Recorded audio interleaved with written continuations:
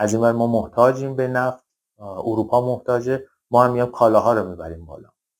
ولی خب توی جایی متوجه شدن که خب تأثیری نذاشت و نمیتونن با تعرفه ها کنترل بکنن اون قدرتی که داشت رو به بالا میرفت. حالا بعداً یه سری از توصیه ها رو براتون میخونم که ببینیم چی بوده و چقدر جالب بوده. بعد از اون میان، من میتونم از دیدگاه خودم بگم، ممکنه نظر من غلط باشه ولی خب شاید خیلی شباهت داشته باشه به واقعیت. بازم میگم اصل آزادی بیانه، میشه صحبت کرد حتی اگر غلط باشه، ولی نه مسیری عوض میشه نه چیزی. فقط اینی که غربی‌ها بدونن که ما آدمای کم‌هوشی نیستیم. این نیاز نیست تو رسانه‌ها بیان برای ما دست بزنن که ایرانی‌ها باهوشن. ما میفهمیم کجا کی چی کار کرده. شما اعترافات رئیس جمهور اون موقع رو توی شبکه‌های اجتماعی میتونین، رئیس جمهور آمریکا اون زمان میتونین ببینین. حتی ریگان اومد راجع به صحبت کرد که اشتباه بوده این کاری که تو ایران شده. یعنی چی؟ یعنی که پشتیبانی کارتر از انقلاب بوده. خیلی راحت دانشجوهایی که به نظر من دانشجوهایی که رفتن اونجا و درس بخونن، عده‌ای رو انتخاب کردن و اونا رو تجهیز کردن، آموزش دادن که بیان تو ایران و به قول معروف سازماندهی بکنن، یه سری اعتراضات رو برپا بکنن. و خیلی ساده میشه گفت انقلابی که تو ایران بوده هیچ ارتباطی با مردم نداشته. شما هر کی میپرسید میگه من تو انقلاب شرکت نکردم. یه عده‌ای بودن ولی خب اونا سازماندهی شده بودن و ما تو وقایع بعد این اتفاقات رو دیدیم که چجوری آدما سازماندهی میشن و حتی رئیس جمهورهای مختلف هم اومدن گفتن از درباره سازماندهی به قول معروف اراذل و اوباش برای کارهای مختلف. اون موقع هم یه سری آدما رو به نظر من، کسایی که رفته بودن درس بخونن و بیان مثلا به کشورشون خدمت بکنن، به هر حال آدم خودفروخته همه جا هست، آدمی که به دنبال موقعیت، به دنبال پول، به دنبال قدرت، همه جا هست و بهشون وعده داده بودن که آقا برگردین این کارا رو بکنیم، ما ساپورتتون میکنیم. قاعدتا سازمان اطلاعات آمریکا، انگلیس پشت این ماجرا بودن. شکی هم توش از نظر من نیست، چون هیچ وقت نمیشه اون قدرت و اون عظمت رو شما بیاین با یه انقلاب مثلا مردمی از بین ببرید. و بعدها متوجه شدیم که اطلاعات اومد بیرون که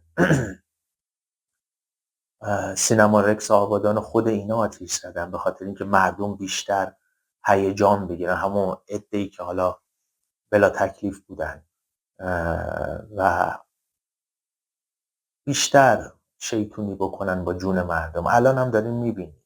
الان مثلا شب میخوابیم صبح بلند میشیم میبینیم روسیه به اوکراین حمله کرده. یه جنگ بی دلیل که وقتی که رئیس جمهور ترامپ میاد میگه که این جنگ فوق العاده بیخود بود و بی دلیل بود. وقتی که رئیس جمهور یه مملکتی همچین حرفی میزنه و میگه این جنگ باید تموم بشه و من بیام این جنگو 24 ساعته تمومش میکنم، یعنی چی؟ یعنی که این اتفاق سازماندهی شده بوده. و چه حزبی بیشترین آمار جنگو داره؟ اون روز ما با هم دیگه بررسی کردیم. دموکرات‌های آمریکان. هر زمان روی کار میان جنگ میشه، تورم میشه، همه اتفاقات بد تو دنیا میفته.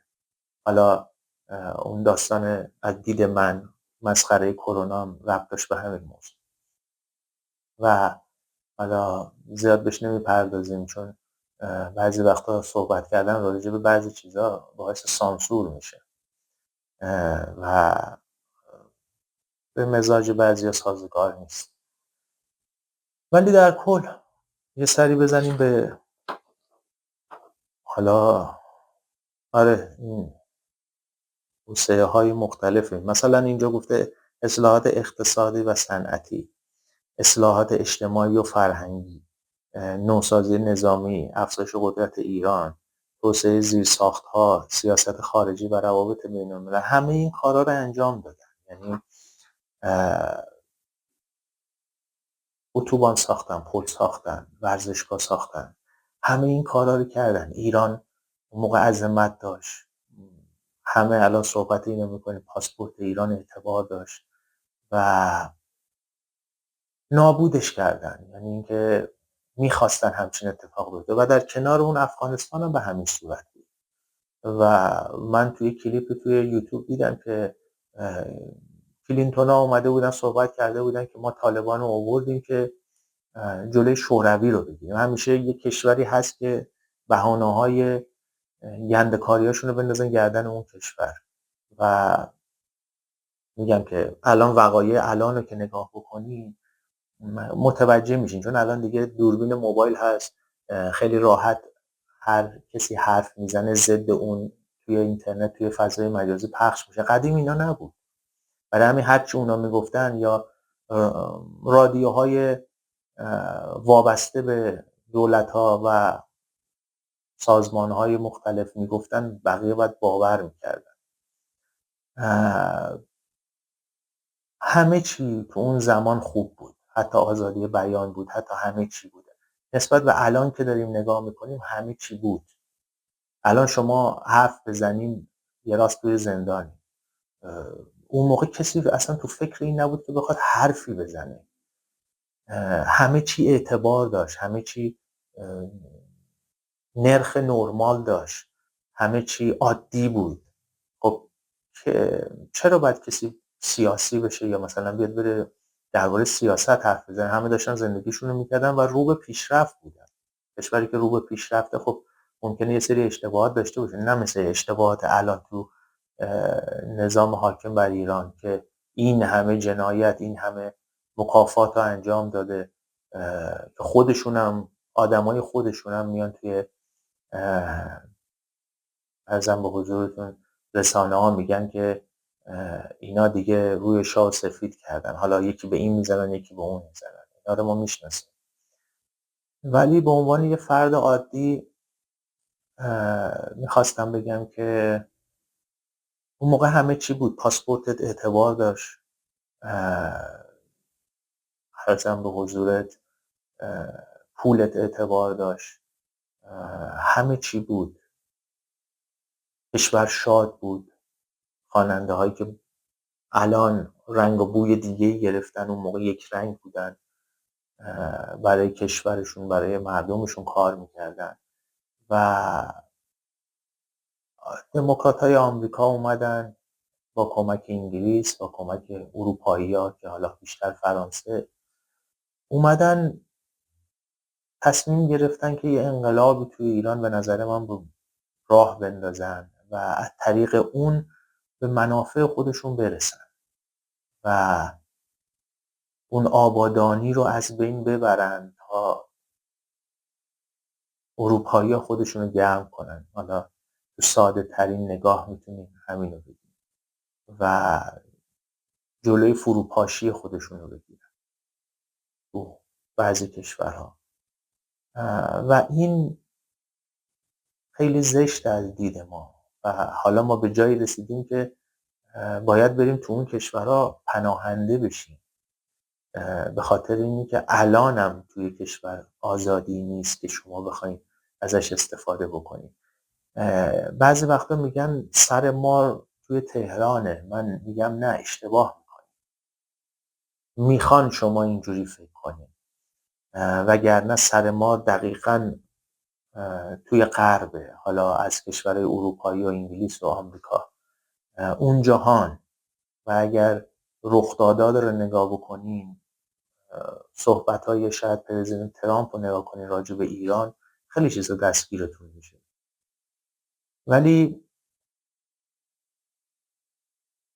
اتفاقاتی که افتاد توی ایران حالا بعد از انقلاب، بعد از اون دوران شکوفایی که الان همه دارن حرفشو میزنن،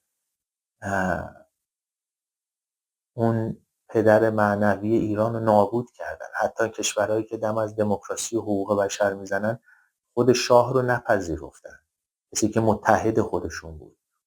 به بهانه اینکه حقوق بشر رو از بین برده، مردم رو فلان کرده، اینا قابل قیاس با اتفاقاتی که الان داره میفته نیست. اون جنایتایی که تو ایران داره اتفاق میفته نیست. اون حمله‌ای که آمریکا به عراق و افغانستان کرد و اون همه آدم کشته شدن نیست. قابل مقایسه نیست اصلا. و قاعدتاً اتفاقاتی که تو زمان شاه افتاد، من خیلی راحت به عنوان یه ایرانی میتونم بگم سازماندهی شده بود و اون سازماندهی باعث شد. و شاید بعضی بگن خب خیلی میگن که چرا شاه ول کرد رفت، چون میگن به هر حال به آدما میگن که موندنت این اتفاقات میفته و رفتنت باعث میشه که هیچ اتفاقی نیفته.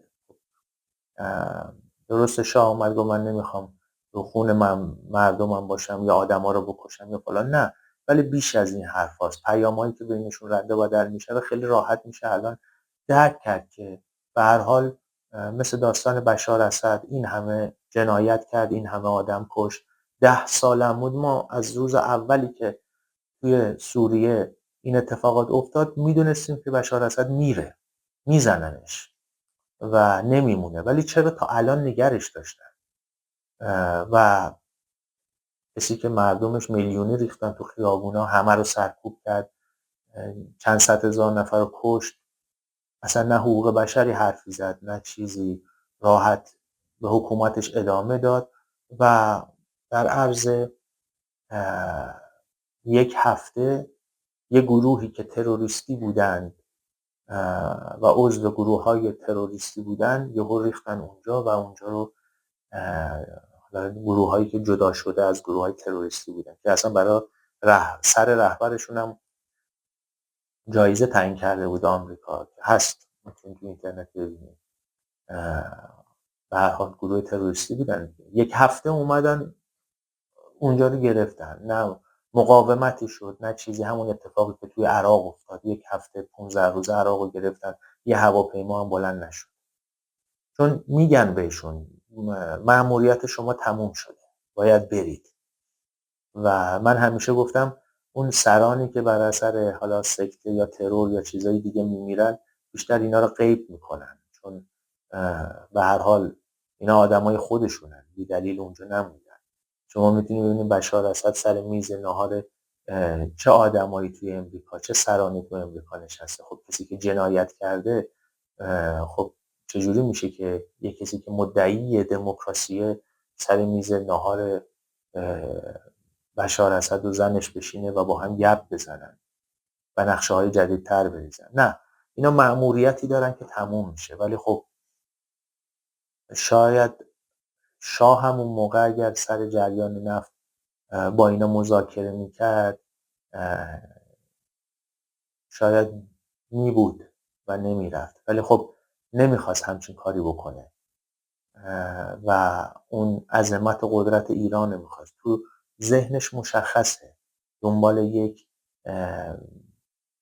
بزرگی برای ایران بود. حالا نمیخوام امپراتوری یا کلماتی مثل این، بزرگی برای ایران بود و قاعدتا کشورهای دیگه متوجه میشن و نمیخوان جزو 5 کشور اول باشه و باید زدش و از در مذهب وارد بشیم و اونو نابودش بکنیم.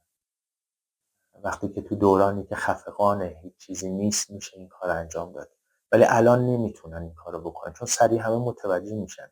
همه متوجه شدن که جنگ اوکراین و روسیه یه جنگ مسخره بوده. دخالت نظامی توی عراق و افغانستان بی دلیل بوده. یه خورده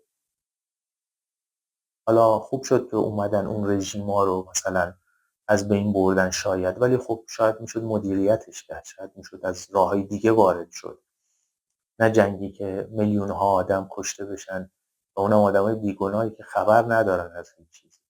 ولی خب انجام شد، چون باید انجام میشد.